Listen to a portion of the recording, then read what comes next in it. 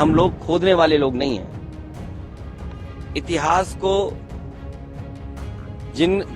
इतिहास के पन्नों में कुछ खराब चीजें नहीं खोदना चाहते हैं। जिनको अपने भविष्य के बारे में नहीं पता कि भविष्य क्या होगा, भविष्य में क्या बदलाव चाहते हैं, वो इतिहास में ही हमेशा रहते हैं। उत्तर प्रदेश के साथ भेदभाव हो रहा है। जिस उत्तर प्रदेश ने प्रधानमंत्री जी को तीसरी बार मौका दिया, अंतर्राष्ट्रीय स्तर पर तबला वादक जाकिर हुसैन साहब ने न केवल अपने टैलेंट से बल्कि भारतीय संस्कृति का तबला वादन का दुनिया में पहुंचाया।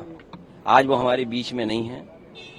हम उनको श्रद्धांजलि देते हैं, याद करते हैं कि एक बहुत देश का बड़ा कलाकार हमने खोया, जिसने अंतर्राष्ट्रीय स्तर पर भारत की संस्कृति, भारत के घरानों का और खासकर म्यूजिक के जो जमाने थे, नए नए जमाने या पुराने जमाने में जो बदलाव म्यूजिक में था, उसमें भी वो अपनी हुनर की वजह से बने रहे। अच्छा, संभल में जिस तरह से इंक्रोचमेंट ड्राइव शुरू हुआ है, क्या कहना है सर? इस तरह की ड्राइव कहीं आप उत्तर प्रदेश में कर दो, देश में कर दो, कि बहुत सी चीजें आपको मिल जाएंगी। इसीलिए मैंने कहा और कई बार मैंने आपके माध्यम से कहा कि हम लोग खोदने वाले लोग नहीं हैं। इतिहास के पन्नों में कुछ खराब चीजें नहीं खोदना चाहते हैं। हम लोग नए रास्ते खोजने वाले लोग हैं।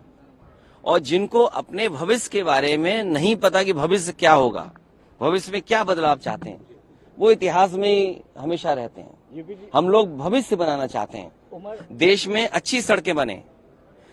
उत्तर प्रदेश की जो खोजने की बात आप कह रहे हैं, इंक्रोचमेंट ड्राइव हटाने की बात कर रहे हैं, मैंने विधानसभा में भी, विधान परिषद में भी और लोकसभा में भी और पहले भाषण में भी मैंने ये कहा था कि उत्तर प्रदेश के साथ भेदभाव हो रहा है। जिस उत्तर प्रदेश ने प्रधानमंत्री जी को तीसरी बार मौका दिया, आप बताइए, अगर एक भी एक्सप्रेस वे के लिए उत्तर प्रदेश को बजट मिला हो, बताइए आप मुझे। आप एक में से, कैमरा कोई झूठ नहीं बोल सकता, कैमरा जो मैं बोल रहा हूं वो कैमरे से जा रहा है। आप और हम थोड़ा बहुत बदलाव कर सकते हैं। एक भी एक्सप्रेस वे के लिए बजट दिया हो भारत सरकार ने, बिजली का अगर एक भी बजट बढ़ाया हो, जो थर्मल प्लांट्स हैं यूपी में, आज बिजली महंगी होती चली जा रही है। और जिस तरह के फैसले सरकार ले रही है कि प्राइवेटाइजेशन कर रही है, आप देखिएगा देश की सबसे महंगी बिजली उत्तर प्रदेश में बिकेगी। जब महंगी बिजली होगी, क्या व्यापार या कारखाने, उद्योग लगाने वाले क्या कंपटीशन कर पाएंगे? और जिन्होंने कहा कि हम 4 लाख करोड़ लाएंगे रुपए पैसे, बिजली नहीं दोगे, बिजली महंगी दोगे, तो क्या कारखाना लगेगा वहां पर? और माँ गंगा, आखिरी माँ गंगा और कुंभ का स्थान हमारे धर्म में बहुत बड़ा है।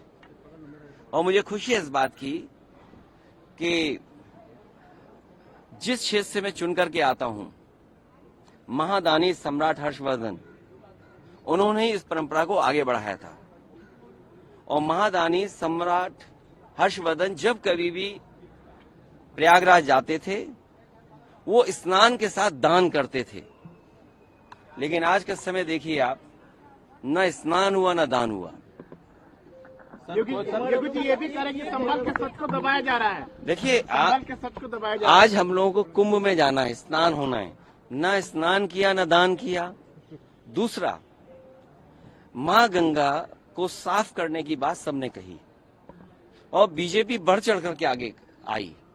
क्या गंगा साफ है जहां साधु संत स्नान करेंगे? और साधु संतों को शिकायत है, क्या साधु संतों के लिए कोई गाड़ी उपलब्ध होगी वहां पे?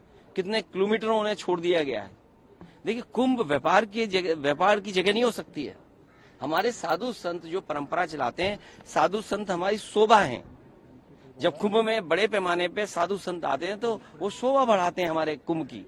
अब उन्हें उनके साथ भी भेदभाव किया जा रहा है। साधु संतों को जो स्थान मिलना चाहिए वो स्थान नहीं मिल रहा है। सरकार कब्जा कर ले रही है। सरकार के करीब वाले लोग हैं, वो महत्वपूर्ण जगह कब्जा कर रहे हैं। और हमें उम्मीद है कि जब प्रधानमंत्री जी गए हैं कुंभ के स्थान पर, तो भ्रष्टाचार वहां पर नहीं होगा, भ्रष्टाचार की उंगली नहीं उठेगी। अगर आप ये वीडियो YouTube पर देख रहे हैं तो हमारे चैनल को सब्सक्राइब कर बेल आइकन दबाएं, और Facebook पर देख रहे हैं तो हमारे पेज को लाइक करें। 8 मिलियन प्लस सब्सक्राइबर, आपके इस भरोसे के लिए बहुत धन्यवाद।